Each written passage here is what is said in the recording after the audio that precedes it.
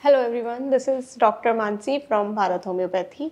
आज मैं आप लोगों के साथ बात करने वाली हूँ आईबीएस के बारे में कि आईबीएस क्या होता है, किन वजहों से होता है, उसमें आपको क्या लक्षण आते हैं और आप आईबीएस में आपको किस तरीके का ट्रीटमेंट लेना चाहिए।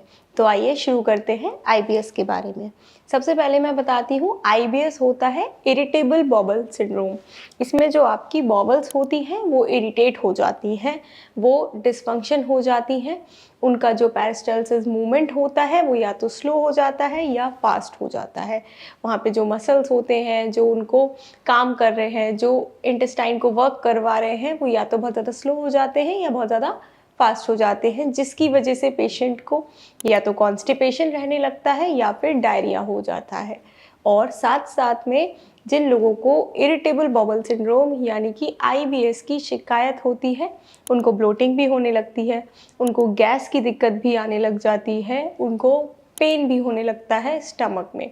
ये कुछ लक्षण होते हैं आईबीएस के। आईबीएस आपको किसी भी रिपोर्ट की वजह से नहीं पता चलेगा कि आप ये टेस्ट करवा लीजिए, वो टेस्ट करवा लीजिए, इसमें आईबीएस लिखा आ जाएगा, नहीं। आईबीएस क्लिनिकली ही आपके सिम्टम्स से ही डायग्नोस्ड होता है।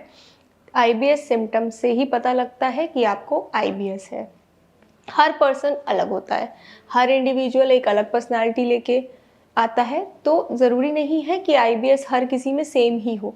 आईबीएस के सिम्टम्स अलग भी हो सकते हैं। किसी किसी में आईबीएस में पेन नहीं होता है, किसी को बहुत ज़्यादा पेन रहता है आईबीएस में, किसी को कॉन्स्टिपेशन रहता है, किसी को डायरिया रहता है, किसी को दोनों ही रहते हैं, कभी कॉन्स्टिपेशन हो जाता है तो कभी डायरिया हो जाता है। तो बेसिकली आपको आईबीएस में क्या होता है, आईबीएस में जो आपका डाइजेस्टिव सिस्टम होता है, जो आपके इंटेस्टाइन होती है, जो आपके गट माइक्रोब होते हैं, वो ऑल्टर्ड हो जाते हैं। आपकी इंटेस्टाइन बहुत ज़्यादा सेंसिटिव हो जाती हैं, जो म्यूकोजल लेयर्स होती हैं वो भी सेंसिटिव हो जाती हैं आपके पूरे डाइजेस्टिव ट्रैक की, जिससे कि आप कुछ भी खाते पीते हैं, कुछ ऐसी चीज़ें होती हैं जिससे कई कई पर्सन्स, एक इंडिविजुअल्स कुछ कुछ चीज़ों से एलर्जिक होते हैं या फिर बहुत ज़्यादा उस पर ट्रिगर कर जाते हैं। तो अगर कोई पर्सन किसी चीज़ से एलर्जिक है या उसको कोई भी चीज़ सूट नहीं कर रही है और अगर वो आईबीएस का पेशेंट है और अगर वो चीज़ खाता है तो उसका आईबीएस ट्रिगर हो सकता है। तो इस चीज़ का ख्याल रखें। अगर आपको आईबीएस है और आप ऐसा कोई भी चीज़ ना खाएं जिससे आपको एलर्जी है या जो आपको सूट नहीं करती, उससे आपका आईबीएस फ्लेयर अप कर सकता है, आपका आईबीएस ट्रिगर हो सकता है। अब अगर मैं बात करूँ इसकी ट्रीटमेंट की, तो इसके लिए होम्योपैथिक ट्रीटमेंट मैं आपको सजेस्ट करूँगी। क्यों? क्योंकि होम्योपैथिक दवाइयाँ जो भी होती हैं वो आपको कहीं पे भी साइड इफ़ेक्ट नहीं करेंगी। अगर आप आईबीएस के लिए होम्योपैथिक मेडिसिन्स ले रहे हो तो जो आप दवाइयाँ आईबीएस को ट्रीट करने के लिए या उसको मैनेज करने के लिए ले रहे हो, वो आपकी लिवर पे, किडनी पे, कहीं पे भी कोई भी बैड इफ़ेक्ट नहीं देंगी।